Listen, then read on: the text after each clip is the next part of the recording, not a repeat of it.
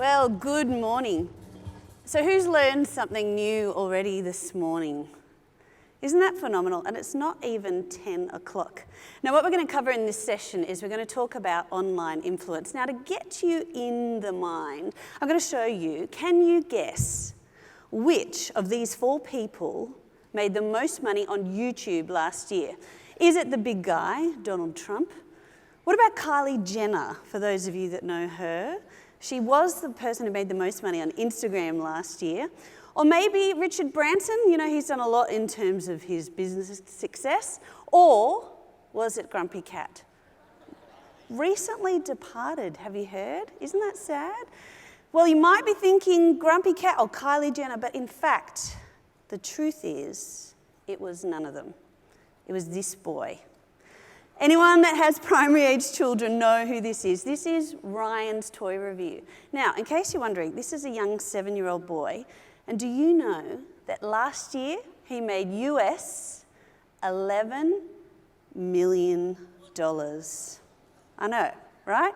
$11 million. I've got a 7-year-old and I kind of think to myself, like, what are you doing with your life?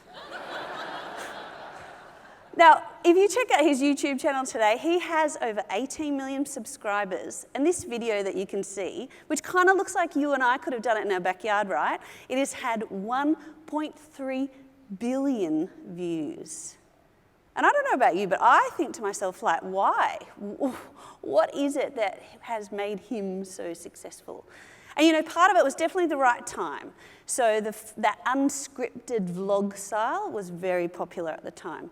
It was definitely the right topic. So for those of you who are not Gen Z checking out YouTube, let me tell you that the most popular videos are gaming reviews and toy reviews. But it was definitely the right trend. Now, we've heard a little bit about this already today, haven't we? That video is the right trend for the moment. And what we're seeing is not only that people are moving away from the traditional forms of watching video, and we're now looking at it on our digital devices.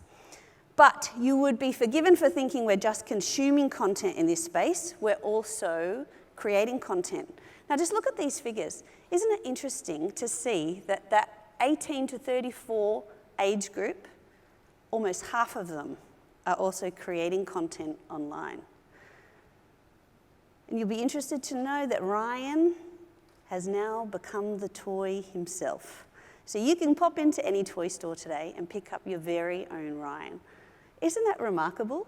I just think that in this day, the ordinary can transform into the celebrity. It's phenomenal, isn't it? This is what I call the age of online influence. This is the space where, you know, today, the reality that the rapid advances that we've already heard about so far today, the reality of the ubiquity of social networks. Like, what is Facebook up to today? It's something like 2.8 billion people on Facebook, which is like if you lined up 1 in every 4 people around the world are on Facebook today. And that's not even mentioning WeChat, which is fast emerging out of China.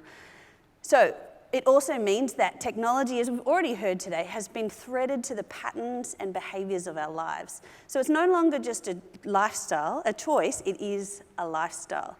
And those Gen Z, the alphas that have literally been like suckled on a digital device, they're now expecting that the brands will show up and interact with them on these digital channels.